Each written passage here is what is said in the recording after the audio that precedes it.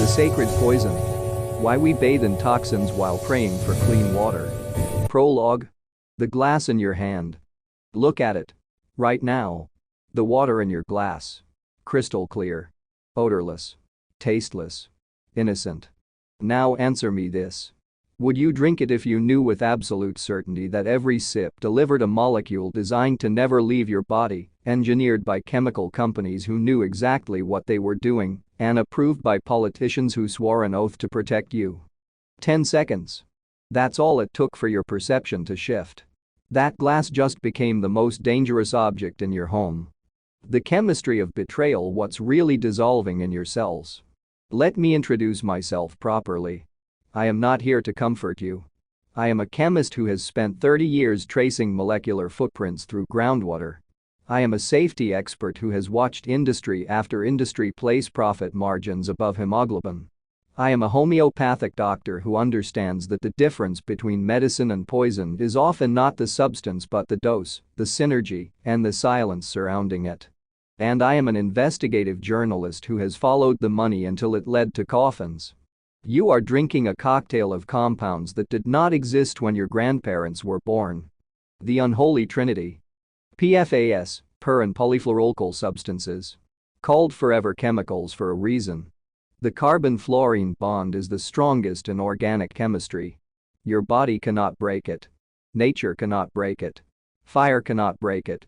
These molecules have been circulating in American bloodstreams since the first non-stick pan was introduced in the 1950s. Today, 99% of Americans have detectable levels of PFAS in their blood. That is not a contaminant. That is a permanent alteration of human biology. Fluoride? Let me be precise, because the propaganda runs deep. At optimal levels, 0.7 ppm, fluoride reduces dental caries. I will not deny the science. But we are no longer at optimal levels in countless municipalities. A major 2023 meta-analysis found that for every 1 mg per liter increase in water fluoride above 1 mg per liter, children's IQ scores decreased by an average of 3.05 points. Despite the EPA's maximum contaminant level goal of 4 parts per trillion for PFOA and PFOS, studies suggest an adverse effect on children's IQ, starting at low levels of exposure. We are mass medicating without consent, without monitoring individual variation, and without any mechanism to stop. Heavy metals, lead, arsenic, chromium-6. The ghosts of industrial progress. A 2025 EPA rule aims to replace all lead pipes within a decade and requires water systems to create pipe inventories. However, the infrastructure investment required to remove all PFAS nationwide dwarfs the funding currently allocated. Arsenic leaches from agricultural runoff, a gift from the pesticide industry. Chromium-6, the chemical made famous by Aaron Brockovich's, found in the drinking water of more than 200 million Americans at levels exceeding California's public health goals. 10-second reset. Stop the video for 10 seconds. Put your hand on your chest. Feel your heartbeat. That rhythm is being influenced by every molecule in your blood right now. Continue. The synergistic nightmare. Here is what the corporate safety reports never mention. These chemicals do not act alone. Toxicology traditionally tests one substance at a time. But you are not drinking one substance. You are drinking the entire history of American manufacturing. PFAS makes your cell membranes more permeable. Fluoride disrupts enzymatic processes. Heavy metals generate oxidative stress.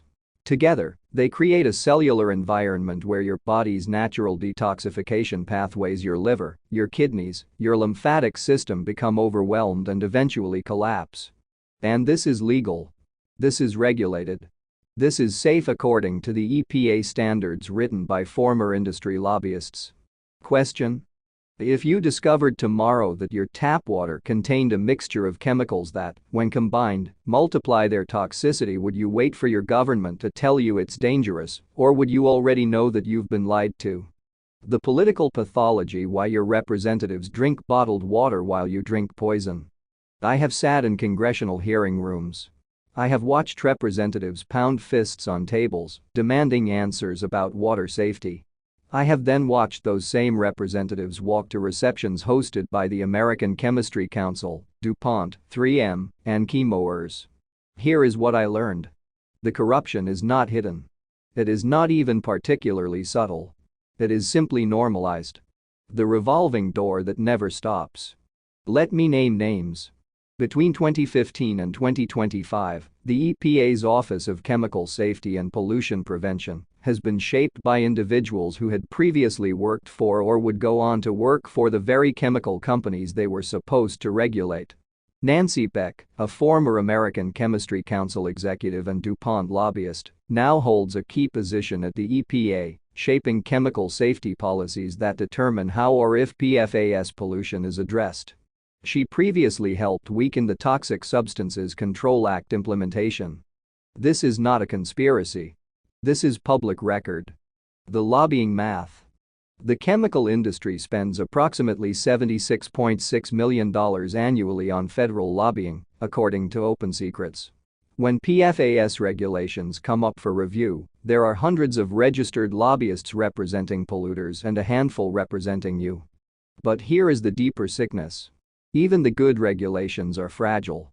In May 2025, the EPA announced it would keep the PFAS drinking water standards but extend compliance deadlines and establish a federal exemption framework. The previous rule gave water systems 5 years, until 2029, to implement solutions, but those deadlines are now under review. The industry successfully lobbied for a compliance timeline that keeps moving. Years of forever chemicals accumulating in your children's bone marrow while your representatives hold press conferences declaring victory. Think. Your tax dollars paid for those press conferences. Your vote put those representatives in office. Your silence keeps them there. Breathe deeply and think about it for a moment. The transboundary poisoning machine. Here is where the legal argument collapses into absurdity. Water does not respect property lines. It does not stop at state borders. It flows through aquifers that span entire regions. The Ogallala Aquifer alone supplies drinking water to 8 states. When a factory in Nebraska discharges PFAS, that contamination reaches Kansas, Colorado, Texas, and beyond. This means the poison you drink may have been legally discharged in another state. The Clean Water Act regulates point source pollution. But the moment that pollution enters groundwater, jurisdiction becomes a fog of conflicting state laws, interstate compacts, and federal deference. I have tracked PFAS from a military base in Michigan to a residential well in Ohio. The Department of Defense has identified more than 700 installations with PFAS contamination, but nearly 140 will delay cleanup under a DoD directive, with some delays stretching up to a decade. The DOD has spent approximately $2 billion on cleanup. The estimated total cost could be $30 to $40 billion. Who pays the difference? You do. With your health. Question: if a factory in your neighboring state poisons your well water and both states' regulators point fingers at each other while your child develops an autoimmune disease, who exactly is responsible for protecting you, and why have you accepted a system where the answer is nobody? The manufactured poverty of protection. Why clean water is a luxury you can't afford. Let me tell you about a woman I met in Flint, Michigan. Not during the crisis, 2 years after the national news left. Her name is Dolores. She is 63 years old. She has lived in the same house for 41 years. She raised 3 children there. 2 of them have autoimmune disorders. 1 has thyroid cancer. Dolores works as a home health aide. She makes $14.50 an hour. She spends $120 per month on bottled water for drinking and cooking. She cannot afford a reverse osmosis system. Those start at $300, plus $150 annual filter changes. She cannot afford a whole house filtration system. Those run $1,500 to $4,000. She cannot afford to move. Dolores is not poor because she makes bad choices. Dolores is poor because the cost of protecting herself from a problem she did not create has been placed entirely on her shoulders. The filter gap. Let me itemize what a truly safe water filtration system costs. Activated carbon filter. Removes chlorine, some Vox, and some PFAS, 60 to 70% reduction. Initial cost: $50 150. Annual filters: $50 100. Reverse osmosis system removes fluoride, 90 to 99% of PFAS and heavy metals. Initial cost: $300 800. Annual filters: $150 300. Requires professional installation, $150 300. Whole house system removes everything. Initial cost: $1,500 4,000. Annual maintenance: $300 600. Distillation unit removes virtually all contaminants. Initial cost: $200 500. Operates slowly, 1 gallon per 4 to 6 hours. Electricity costs at approximately $10.20 monthly. Now add the poverty tax. If you are renting, your landlord has no legal obligation to provide filtration. If you live in an apartment, you cannot install a whole house system. If you live paycheck to paycheck, dropping $800 on a reverse osmosis system means choosing between water safety and rent. The average American family spends 10 to 12% of their income on water-related expenses, bottled water, filters, and medical costs from contamination. The average family below the poverty line spends 25 to 30%. This is not an accident. This is the logical endpoint of a system that externalizes environmental costs onto the most vulnerable populations. Think. Dolores drinks bottled water from plastic containers that leach microplastics and phthalates. The solution is also the problem. Welcome to the trap. The healthcare aftermath. Now follow the money further. PFAS exposure has been linked by the ATSDR2. Kidney and testicular cancer. PFOA is classified as possibly carcinogenic to humans. Ulcerative colitis studies indicate an increased risk of developing this autoimmune condition with higher PFAS levels. Thyroid disease. Systematic reviews have found associations with thyroid hormone disruption. High cholesterol, which then requires statin drugs, is a $20 billion annual market. Pregnancy-induced hypertension, which increases C-sections, NICU admissions, and lifetime health costs. These conditions require treatment. Treatment requires insurance or cash. If you have insurance, your premiums rise to cover the costs. If you are uninsured, you go into medical debt. Medical debt is the leading cause of bankruptcy in the United States. One frequently cited estimate puts the number of bankruptcies tied to medical expenses at approximately 530,000 families annually. So the chemical industry poisons you. You get sick. You seek treatment. You go into debt. The chemical industry's profits are protected by politicians. The healthcare industry's profits are boosted by your illness. And you are told to pull yourself up by your bootstraps while your bootstraps dissolve in forever chemicals. Question: when a corporation knowingly releases a chemical that will cause $10 in healthcare costs for every $1 of profit they earn, and when those healthcare costs are paid by you through insurance premiums, taxes, and bankruptcy, is that still capitalism, or has it become something closer to organized extraction? The homeopathic perspective: why small doses over long time is the most dangerous phrase in medicine. As a homeopathic doctor, I must clarify something that is widely misunderstood. Homeopathy operates on the principle of like yours like and extreme dilution. I am not proposing homeopathic treatment for PFAS poisoning. But homeopathy taught me something that conventional toxicology often ignores. The pattern of exposure matters more than the dose. The insidious nature of chronic low-level exposure. A single lethal dose of cyanide kills you in minutes. Your body recognizes the threat. It marshals every defense. You either survive or you don't. But a tiny dose of PFAS every day for 30 years? Your body does not recognize the threat. There is no acute symptom. No emergency signal. The molecules quietly embed themselves in your liver, your kidneys, your thyroid, your bone marrow. They interfere with gene expression. They disrupt hormonal signaling. They trigger chronic inflammation at levels too low to notice, but too persistent to heal. This is the homeopathic paradox in reverse. In homeopathy, an extremely diluted substance can trigger a healing response. In environmental poisoning, an extremely diluted substance over decades triggers a disease response that medicine cannot reverse because the cause is never identified. Most doctors do not test for PFAS. Most patients do not know how to ask. When you present with elevated cholesterol, you receive a statin. When you present with thyroid nodules, you receive monitoring. When you present with ulcerative colitis, you receive immunosuppressants. No one asks, "What is in your water?" Your doctor has never tested you for PFAS because the test costs upwards of $200 and insurance won't cover it. PFAS-related diseases are often coded as idiopathic, meaning we don't know the cause. The cause is in your tap water. Continue. The constitutional vulnerability. Not everyone exposed to contaminated water develops disease. Why?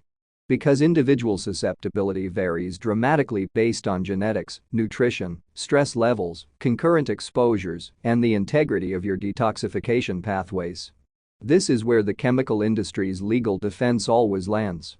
The science does not prove causation in this individual. And they are technically correct. Epidemiology can show population-level risks. It cannot prove that your specific kidney cancer came from your specific water supply rather than your genetics or your lifestyle. But here is the question the industry never answers. Why should the burden of proof be on the poisoned rather than the poisoner? Why should you have to prove that the chemical they knowingly released caused your specific disease before they are held responsible? And why do we accept a legal standard that requires millions of people to get sick before any action is taken? Question. If you release a substance into the environment that you know, based on your own internal studies, will cause disease in 5% of exposed people, and 5 million people are exposed, resulting in 250,000 preventable illnesses, are you responsible for those 250,000 specific illnesses, or can you hide behind the fact that you cannot predict which 250,000? The journalism of the damned following the money to the bodies. I have investigated water contamination cases in 17 states. I have interviewed families whose well water caught fire, literally methane from fracking. I have watched mothers filter their children's bathwater through cheesecloth to remove visible sediment. I have held autopsy reports listing complications from chronic kidney disease for a 34-year-old man who drank from a contaminated well his entire life. Here is what journalism taught me. The truth is always available. It is never hidden in some inaccessible vault. It is sitting in public records, in court filings, and in internal company emails obtained through discovery. The only thing hiding the truth is the refusal to look. The 3M documents. In 2016, a court order forced 3M to release internal documents from the 1970s showing that the company knew PFAS accumulated in human blood and caused liver damage in laboratory animals. They hid these findings while continuing to manufacture and sell PFAS for decades. Internal 3M Memo, 1975. An internal memo shows independent scientists first alerted the company they found PFAS chemicals in human blood and that Scotchgard was a likely source of the contamination. Translation from corporate to English. We know this is dangerous, but we are not going to stop making money until someone forces us. From the 1970s to today, over 5 decades, 3M, DuPont, Chemours, and other manufacturers continued producing PFAS while knowing the risks. Decades of profits. Decades of denial. Decades of lobbying against regulation. And the executives responsible? Retired with a pension. Their children drink filtered water. Their grandchildren attend private schools with filtered water fountains. Their lawyers have ensured that personal liability is virtually non-existent. Think. The people who poison you drink clean water. Your tax dollars subsidize their research. Your bloodstream carries their profits. Your silence protects their freedom. Read that again. Continue. The Camp Lejeune precedent. Marines and their families at Camp Lejeune drank contaminated water from 1953 to 1987. The contamination included trichloroethylene, TCE, perchloroethylene, PCE, benzene, and vinyl chloride, some of the most potent carcinogens known. Rates of leukemia, bladder cancer, kidney cancer, Parkinson's disease, and ALS were dramatically elevated. In 2022, Congress passed the Camp Lejeune Justice Act, allowing victims to sue the federal government. The government estimated 1,000 claims. They received more than 500,000. 500,000. From one military base. From water contamination that was documented, known, and ignored for 34 years. Now multiply that by every military base. The Department of Defense has identified more than 703 installations where PFAS contamination has been assessed, with 586 proceeding to the next step in the cleanup process. Then add every industrial facility, every firefighting training area, PFAS from AFFF foam, every landfill, every farm using PFAS-contaminated sewage sludge as fertilizer. This is not a crisis. This is a catastrophe occurring in slow motion. Question: if the federal government poisoned its own soldiers and their families for 34 years at one base, and if similar contamination exists at hundreds of bases and thousands of communities across the country, what makes you believe that the same government is now capable of protecting you? The psychology of denial, why we don't do what we know we should. I have saved the most uncomfortable chapter for last. Because after all the chemistry, all the politics, all the economics, all the journalism, I must ask you a question you do not want to answer. Why haven't you done anything? You have read this far. That means you care. That means you are not ignorant. That means the information has reached you. And yet, you will finish this essay. You will close your browser. You will go to your kitchen. You will fill a glass from your tap. And you will drink. Not because you have forgotten. But because the gap between knowing and acting is the most well-defended territory in the human psyche. The 5 barriers to action. 1. Diffusion of responsibility. Someone else will fix this. The EPA. Your state representative. A class action lawsuit. An environmental group. Except every person who thinks someone else will fix it guarantees that no one fixes it. 2. Temporal discounting. Your risk of cancer in 20 years feels less urgent than your need to pay rent this month. The human brain is wired to prioritize immediate threats over distant ones even when the distant threat is certain and severe. 3. Learned helplessness. You have been told your entire life that these things happen, that's just how the world works, you can't fight City Hall. And after decades of broken promises and failed regulation, you have internalized the lesson. Action is futile. 4. Identity protection. If you admit that your tap water is poisoning you, you must then confront the fact that you have been unknowingly poisoning your children. That realization is devastating. The mind will generate any number of justifications to avoid it. 5. The conspiracy taboo. Nobody wants to sound like a conspiracy theorist. So when you say chemical companies are knowingly poisoning us and politicians are allowing it, you risk being dismissed as paranoid. Even when it's true. Especially when it's true. Think. The most dangerous chemical in your water is not PFAS. It is not fluoride. It is not lead. It is the belief that you are powerless. That belief is water soluble. It dissolves the moment you decide to act. Continue. The community antidote. Here is what I have learned from studying communities that forced polluters to clean up, that changed laws, that protected themselves. Individuals alone cannot solve this. But communities acting together can. In Hoosick Falls, New York, a village of approximately 3,500 people residents discovered PFOA in their water in 2014. They organized. They tested their own wells. They presented data to the EPA. In 2023, the state secured a $45 million agreement with St. Gobain and Honeywell, requiring them to construct a new water supply for the village. Additionally, the village joined a national class action lawsuit against 3M and DuPont, securing an expected $3 million settlement over 3 years. A permanent filtration system was installed as early as 2017. They did not have money. They did not have political connections. They had each other, a willingness to learn, and an absolute refusal to accept poisoning as normal. Question: If a village of 3,500 people in upstate New York can force multinational corporations to pay for a new water supply and filtration systems, what exactly is your excuse for doing nothing? The call to action from poison to protected. I have given you the diagnosis. Now I give you the prescription. It will not be comfortable. It will require work.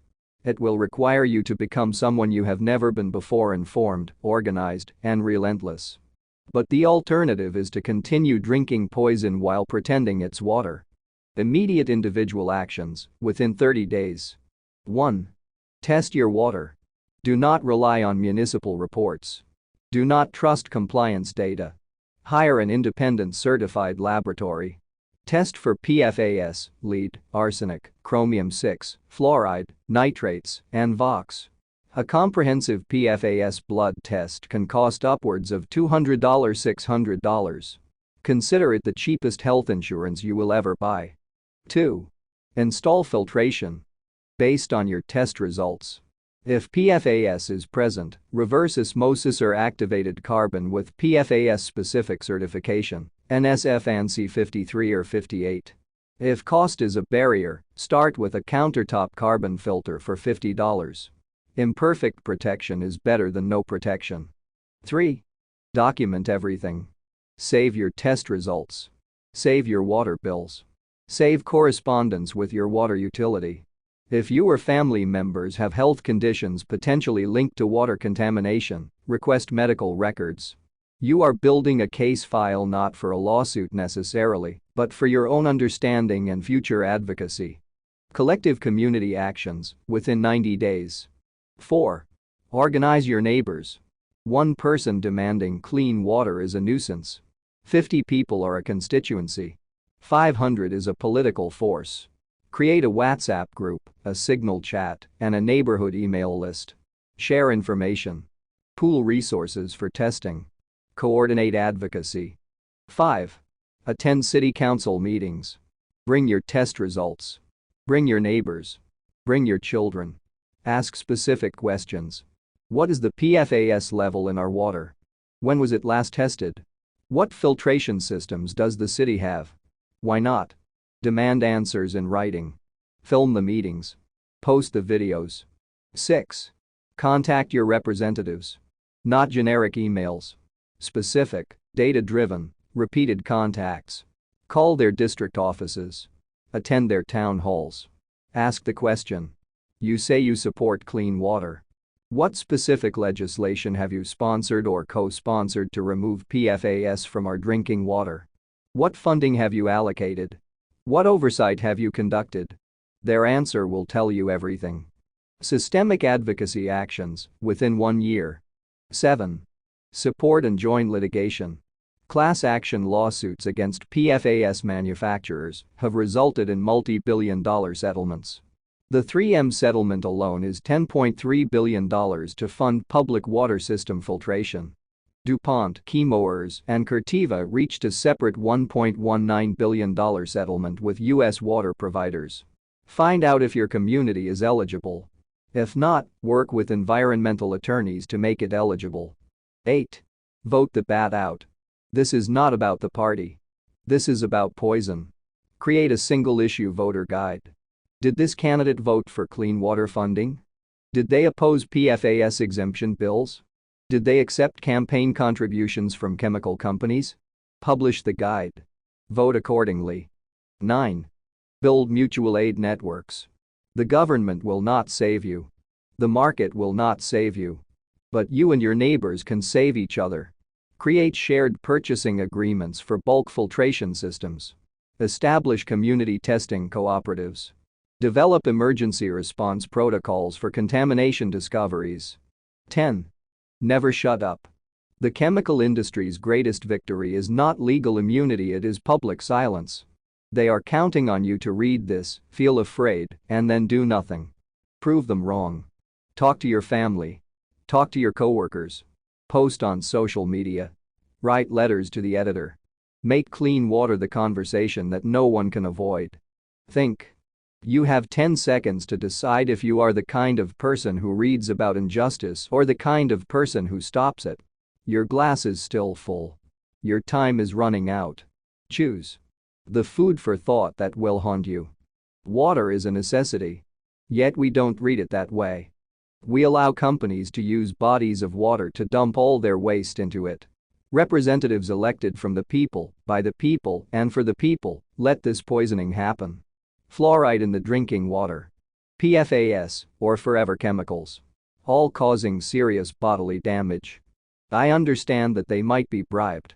The chemical industry spends tens of millions of dollars annually on lobbying, campaign contributions, revolving door employment. The mechanisms of legalized corruption are well documented. But here is what I cannot understand, and what I leave with you is the food for thought that will either wake you up or condemn you. We are talking about water that permeates the ground and transfers poison across state lines. It is a matter of time before their families are affected by it. Do they not understand hydrology? Do they not understand that the aquifer does not recognize political districts? Do they not understand that the PFAS they allowed to be dumped in the industrial district will flow beneath their own suburban neighborhoods? Are they really that ignorant? Or is something worse happening, something where they know, and they have calculated that the sickness will fall on someone else's children before it falls on theirs? These culprits are free to poison us while they leech on our tax money. They stand on podiums and tell us about their patriotism and their devotion to the American population. Meanwhile, our health rapidly deteriorates because of these forever chemicals. We are trapped in a deeply painful, manufactured poverty in which a good water filtering system to buy and maintain becomes a luxury, not to mention the medical treatment we cannot afford. And here is the question that will follow you to your grave if you do not answer it now. Why are we so ignorant and careless about our own health and our family's health? Not them. Us. Not the politicians. Not the chemical executives. Not the lobbyists. We the people. We have the power to test our own water. We have the power to organize our own communities. We have the power to vote in our own elections. We have the power to create our own filtration cooperatives. We have the power to sue. We have the power to boycott. We have the power to demand. We have the power to refuse to accept poisoning as normal. And yet we do not exercise that power. We scroll past articles about PFAS because they make us anxious. We avoid testing our water because we are afraid of what we might find. We don't attend city council meetings because we are tired after work. We don't call our representatives because we doubt it will make a difference. We buy bottled water in plastic bottles and tell ourselves we have done enough. We should be educated and proactive as a community about these dangers. The education is available. The science is settled. The solutions exist. The only missing ingredient is you. Not someday you. Not the future you who has more time and more money and more energy. Right now, you. This glass of water you. This heartbeat you. The water in your glass is either poison or it isn't. The only way to know is to test. The only way to change is to act. The only way to protect your family is to stop waiting for someone else to do it. They are not coming to save you. The cavalry does not exist. The only person at your kitchen table right now is you. So here is the food for thought. Digest it slowly, let it sit in your stomach like the chemicals already in your blood. Every time you fill a glass from your tap without knowing what's in it, you are not trusting your government. You are not trusting your water utility. You are not trusting the chemical industry. You are gambling with your children's kidneys. And the house always wins. Final call to action. The Water Covenant. Before you close this essay, make one of 3 commitments to yourself. Not to me. To yourself and to everyone who drinks from your tap. The minimum commitment. Before this week ends, you will research how to test your drinking water in your community. You will identify a certified laboratory. You will save the contact information. You will set a calendar date to order the test. You will not delete that calendar entry. The substantial commitment. Before this month ends, you will test your water. You will share the results with at least 3 neighbors. You will attend 1 city council meeting or school board meeting. You will ask 1 question about water safety. You will not leave until you receive an answer.